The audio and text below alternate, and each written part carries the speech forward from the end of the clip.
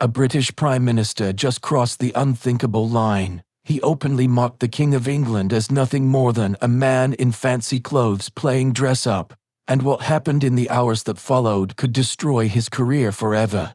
This story doesn't begin in Westminster or even inside Downing Street. It starts 3 days ago behind the guarded gates of Windsor Castle. King Charles III made a move no monarch has dared in over 300 years. He invited Nigel Farage and senior figures from Reform UK into his private study for a full 2-hour meeting. Not a handshake, not a polite photo call, a closed-door strategy session about the future of Britain itself.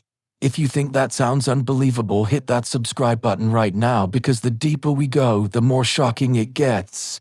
At the center of it all was a single document. Reform UK had just published its new policy platform, Restoring Britain's Democratic Foundation. It was blunt. It accused Parliament of creeping overreach. It warned that the country's historic institutions were being eroded piece by piece. And it struck a chord with the King, who has long been known to brood over Britain's long-term stability. Insiders claim that during the discussion, Charles spoke just 12 words that lit the fuse of a national crisis. Perhaps it's time for fresh thinking in Westminster.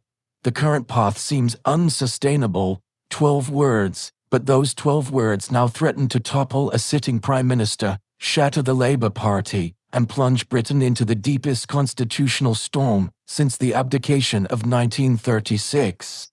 Of course, none of this was supposed to reach the public. Royal protocol is crystal clear. The Crown must stay above politics at all costs. Any conversation that even hints at partisanship is meant to remain sealed away, never written down, never repeated. But within 48 hours, the secret was out. The Times broke the story first. Then BBC, Sky News, The Guardian, and the Daily Mail ran with it. What was meant to remain locked inside Windsor Castle now sat on every front page across the country. And here's the twist nobody expected. Reform UK didn't leak it. They had every reason to keep the King's words hidden. Instead, palace whispers suggest the story came straight out of Downing Street. Furious Labour MPs, angry enough at their own leader to damage him, allegedly passed the details to journalists to embarrass Starmer. If that was the plan, it worked beyond their wildest imagination, but not in the way they intended. Because when Prime Minister Keir Starmer found out about the leak, he didn't respond with caution. He exploded. The leak landed on the Prime Minister's desk like a bombshell. Witnesses inside Downing Street say Keir Starmer called an emergency cabinet meeting within hours. What unfolded behind those doors stunned even his closest allies. Starmer stormed into the room, eyes blazing, a stack of briefing papers clutched in his hands. He paced up and down, slamming documents onto the table, his voice rising with every sentence. Deputy Prime Minister Angela Rayner later told colleagues she had never seen him like that before. It was as if he'd lost control completely. Then came the moment that may haunt his career forever.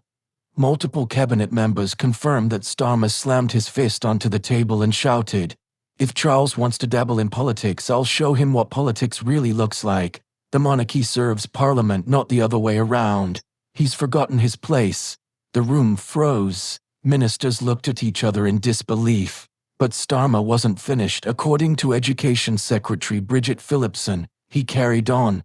300 years of constitutional tradition. That's just old men in robes playing dress-up. This is 2025, not 1725. If the King wants a fight, he's got one. Silence. No Prime Minister in living memory, not even in the heat of the fiercest political battles, had ever spoken with such contempt for the Crown. In Britain, the monarchy is sacred. To attack it so directly is political suicide. Within hours, his words leaked. Civil servants texted friends in the press gallery. Ministers whispered to journalists. By evening, the entire country knew what Starmer had said, and then the internet caught fire. On TikTok, Instagram, and X, fury spread like wildfire. In just 6 hours, #1 trending hashtag worldwide. Pro-monarchy accounts accuse Starmer of betraying his duty. Old clips of his speeches resurfaced, plastered with captions like, "This is what happens when Republicans get power." Memes exploded across every feed. Starmer dressed as Oliver Cromwell, Starmer beneath a guillotine, Starmer ripping up the Union Jack. The internet turned him into the villain of the week, and it was merciless. But here's what made it worse. It wasn't just conservatives piling on. Older traditional Labour voters felt betrayed. A 68-year-old retired teacher from Liverpool, Margaret Thompson, uploaded a short video that went viral overnight. Looking straight into the camera, she said, "I supported Labour through Thatcher. I supported Labour through Blair, but attacking our king, that's not the Labour Party I know, that's not Britain." Her clip racked up 2.3 million views in 24 hours. Comment sections filled with disillusioned Labour supporters echoing her words. And then came the numbers. A YouGov emergency poll taken just 18 hours after the story broke revealed the scale of the disaster. 73% of Britons believe Starmer had gone too far. Labour's approval rating collapsed, crashing from 42% to 28% in a single day. In traditional Labour strongholds like Liverpool, Manchester, and Newcastle, confidence in Starmer's judgment plunged by double digits. Nearly half of Labour's own voters said they were reconsidering their support. This wasn't just a bad headline, this was collapse on a historic scale, the kind of implosion that ends governments and rewrites political history. And through it all, King Charles said nothing, not a word, not even a hint of response. Constitutional scholars immediately called it the most brilliant move of his reign. Professor Sarah Matthews of Oxford University explained, "The monarchy survives by staying above politics.